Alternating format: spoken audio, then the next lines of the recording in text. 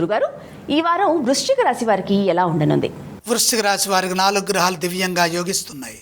సప్తమంలో చంద్రుడు, షష్ఠంలో కుజుడు, అష్టమంలో శుక్రుడు, దశమంలో కేతువు. ఏకాగ్రతతో పనులు మొదలుపెట్టి ఆ పని పూర్తయ్యేంత వరకు ఇతర పనుల్లోకి తలదూర్చకుండా శ్రద్ధగా పని చేయండి. శరీరానికి తగినంత విశ్రాంతి కూడా అవసరం. ఒకసారి నిర్ణయం తీసుకున్న తర్వాత ఎట్టి పరిస్థితుల్లో ప్రణాళికలని మార్చవద్దు. ముందుగా నిర్ణయించుకున్న మార్గంలోనే ధర్మబద్ధంగా, ఆవేశం లేకుండా శాంతంగా ముందుకు సాగండి. ఎప్పటి పనులప్పుడే పూర్తి చేయడం ద్వారా విజయం తథ్యం.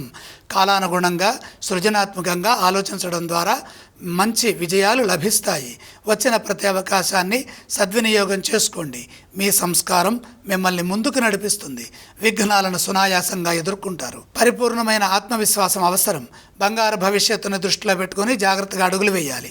సహనంతో పనిచేయడం ద్వారా లక్ష్యాలు త్వరగా సిద్ధిస్తాయి. దైవ బలం మిమ్మల్ని ముందుకు నడిపిస్తుంది. ఉత్సాహంగా నిర్ణయాలు తీసుకోండి. పట్టు విడుపులతో ముందుకు సాగండి. ఆర్థికంగా కొంత మిశ్రమ కాలం గోచరిస్తుంది. పెట్టుబడుల విషయంలో 1-2 సార్లు ఆలోచించండి. కష్టానికి తగిన ప్రతిఫలం ఆర్థికంగా లభిస్తుంది. ఖర్చులు అదుపులోకి వస్తాయి. వ్యాపారంలో కాలానుగుణంగా వ్యవహరించడం చాలా మంచిది. వృశ్చిక రాశి వారు ఎటువంటి స్తోత్రాలను పఠిస్తే బాగుంటుంది? వృశ్చిక రాశి వారు శివధ్యానం చేయాలి. వారు ఏ ఆలయాన్ని సందర్శించాలి? ఈశ్వర దర్శనం మేలు చేస్తుంది. వారు ఎటువంటి దానాలు చేస్తే బాగుంటుంది గురుగారు? దానాలు అవసరం లేదు.